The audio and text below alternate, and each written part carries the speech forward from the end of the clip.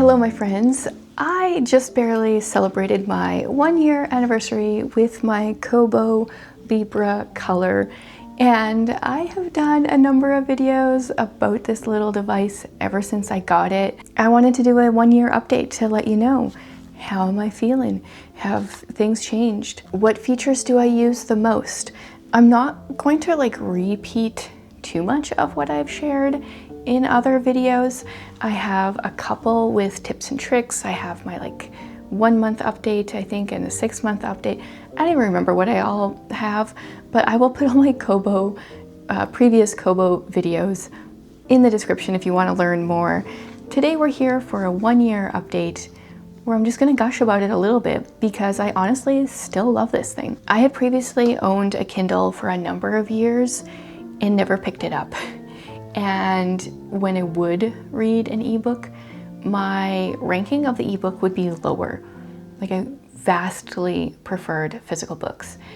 In many ways, I do still prefer physical books. They do have benefits for sure, but there are a lot of benefits to e-readers, and this Kobo does not get in the way of my reading like I found my Kindle did. Even now, I do have a Kindle, but I still never use it. My kids use it a little bit for school. I always use this thing. Just to give the specifications here, I have the Kobo Libra color. So it's got color title, color annotations. I know Kindle now has a color as well, but I love the color. I do not think it's probably necessary for the average person. As someone that films themselves reading and films shots of my book, I feel like the color adds a lot. Otherwise, does it really? I kind of still do think so, but I don't necessarily believe everyone has to have one in color. Let's just talk about a few of my favorite things. First of all, that I can get library books on here. I've explained over and over again, but in case you haven't seen my other videos, in Canada, we cannot get library books on Kindle. So that's a major downside right there. As someone that reads a ton, I cannot buy all the books that I read. I love the library. So the Kobo, I can get library books on here. Kobo syncs with Overdrive, so you can add your library cards to it. That is a huge game changer. One of the books I have out from the library right now is Everyone This Christmas Has a Secret, which I'm really excited to read. Hopefully I can get to it soon. One of the benefits to this Kobo, the Libra, is that it has page turning buttons. And not even just the buttons, but this whole extra space here is so handy, literally handy, I guess, because it's for your hand. It's so easy to hold. When I use my old Kindle now, I'm like, how do I hold this thing? Where do I put my hands? I don't know. You can turn it on so that it rotates. I mean, my screen's locked right now, so it won't rotate right now. But in theory, if I was reading my book and I wanted to change hands, there's the beginning of the book. If I want to change hands, it flips over for me. That is amazing. And you do not need to use the page turning buttons if you want to just tap the page.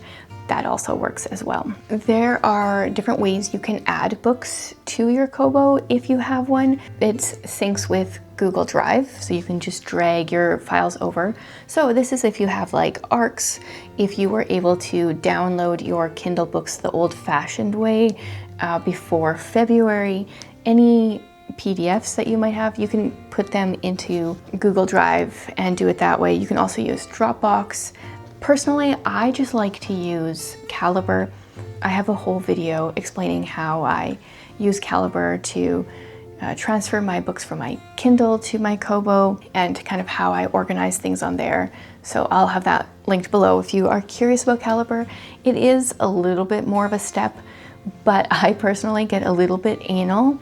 And sometimes, especially if I'm getting an ARC from an author or publisher, it doesn't have all the series information embedded in it. So I like to go into Calibre and add the series and which number in the series it is. And sometimes I like to change the covers because authors or publishers don't really have the official cover on there yet.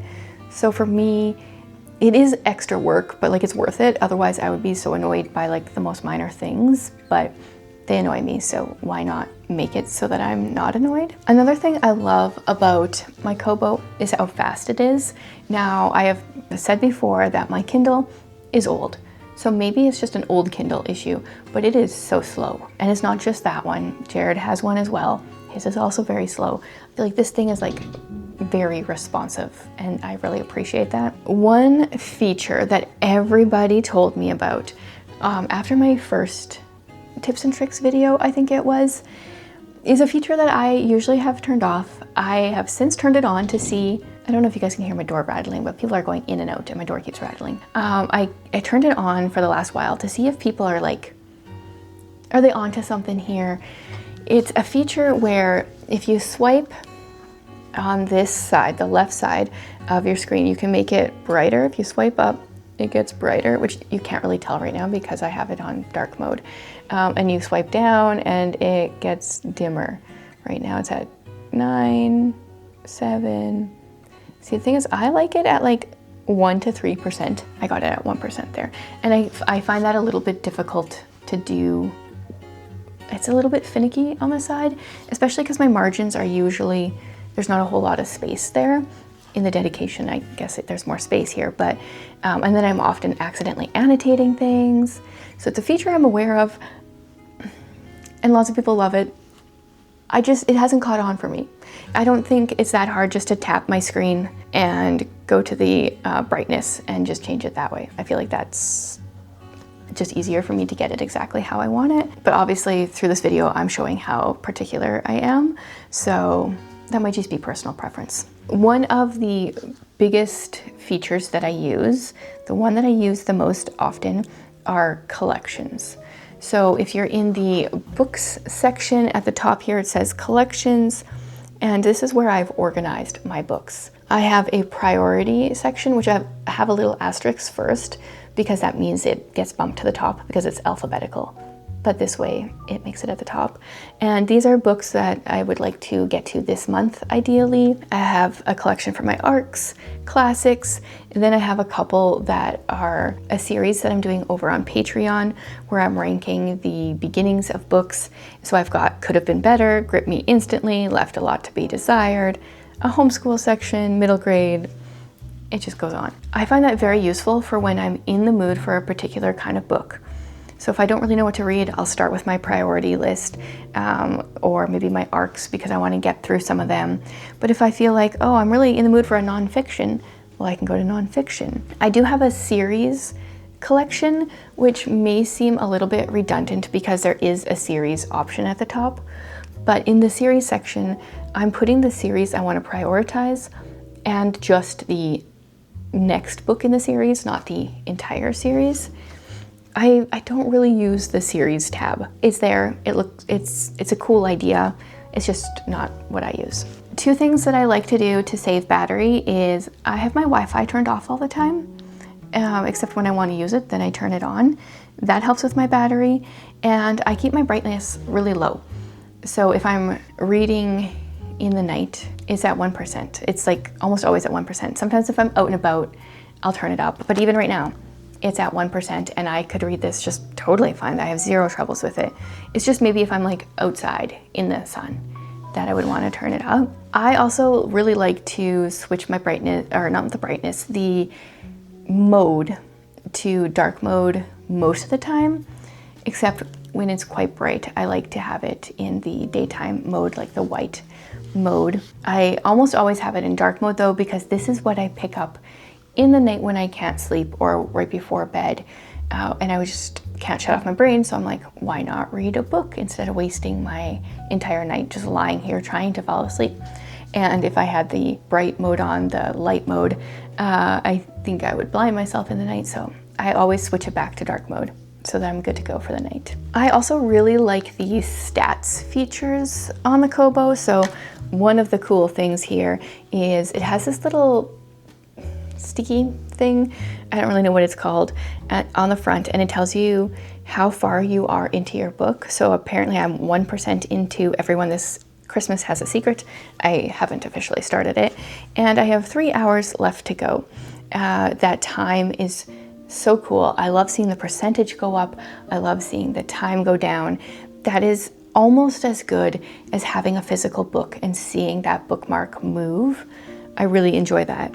And then as well, in the more section, you can see your reading stats. So it'll give you reading stats on your current book.